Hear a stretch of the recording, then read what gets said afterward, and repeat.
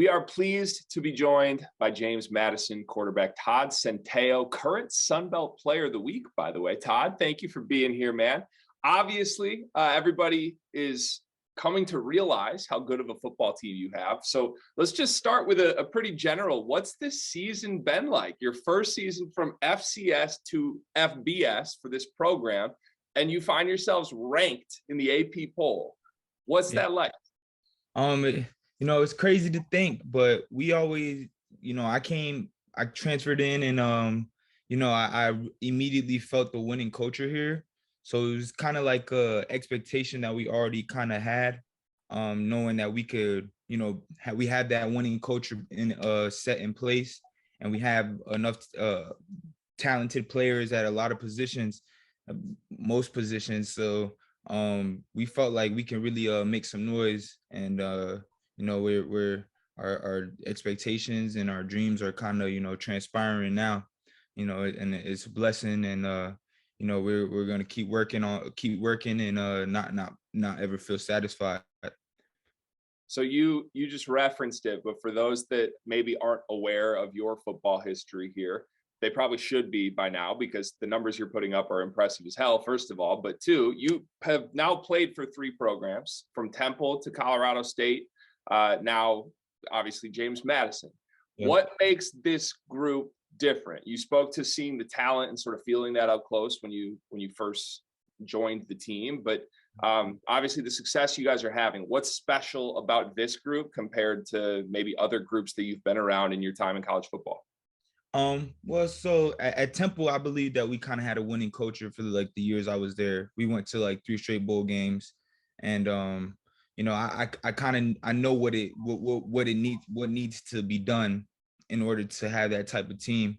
And at CSU, Coach Dazio only had really a year really to try to put in place a winning culture. And so we were still trying to work through all those kinks. We had a young team as well there at CSU. We had transfers, but we also had a young team.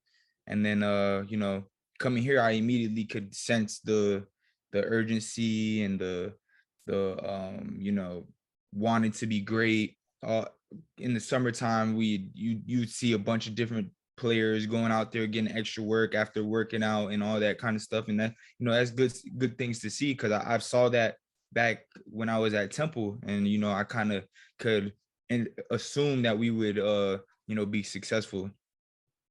So the Sun Belt this season has had its share of national notoriety games at this point. I think as a whole, the conference has sort of put its stamp on the map as one, a fun brand of football, but two, a conference you don't necessarily want to go up against. If you're a Power 5 type school that has hopes of running the table, you don't necessarily want to schedule against the Sun Belt. Do you guys as a team, do you take pride in that? Do you pay attention to what other teams in the Sun Belt are doing and sort of, I don't want to say pull for each other, because obviously you've got your rivals in there, but are you sort of excited to see that the Sun Belt is making its presence felt in college football?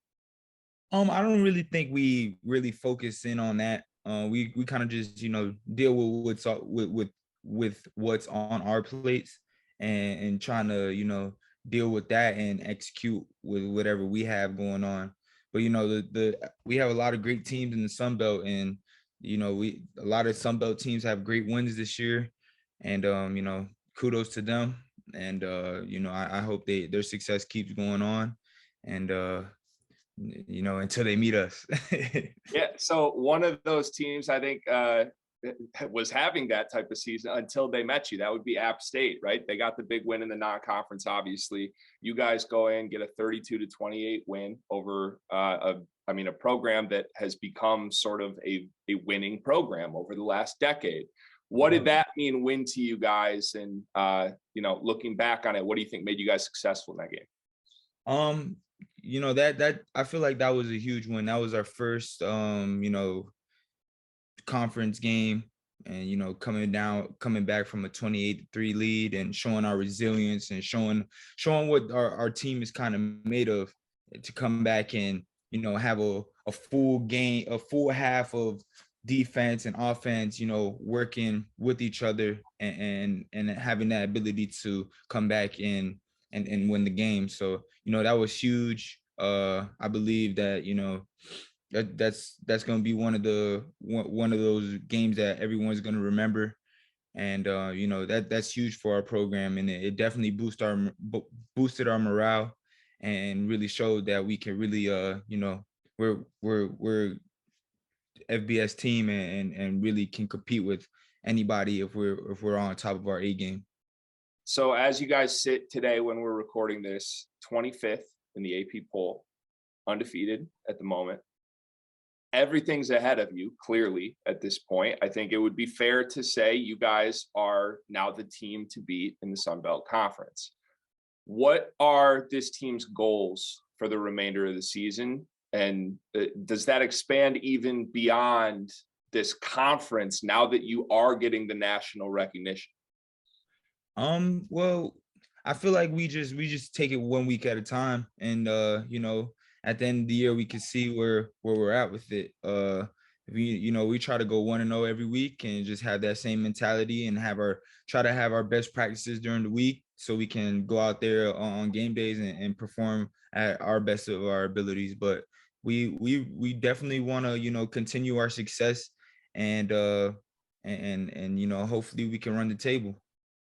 All right, so I'll leave you with hopefully a relatively fun one here.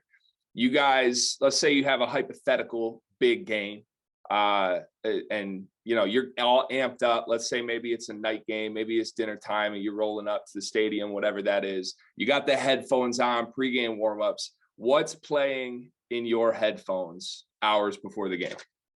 I have like you know, I'm really big on some raw wave. You know, he gets me in my state of mind where I'm like, you know, I just gotta keep going. But really Jesus Walks, just hearing that boom, boom, boom, boom, that like that's a crazy feeling when you're listening to it you know, before pre and during pregame. So I would say Jesus Walks is like a big play for me. Hey, that's two great answers. The last time I asked a quarterback that a couple months ago before the season, they told me they listened to jazz music hours before the game. So I'm glad we could get some Rod Wave shout outs here. I appreciate that. Todd, thank you so much for being here. I love watching you. I'm a huge fan of your game and your team in general. So I'll be pulling for you guys the rest of the season. And I'm glad we could get you here on the field of 12 because more people need to take notice of the Dukes and what you guys are doing. I appreciate you, man. Be easy.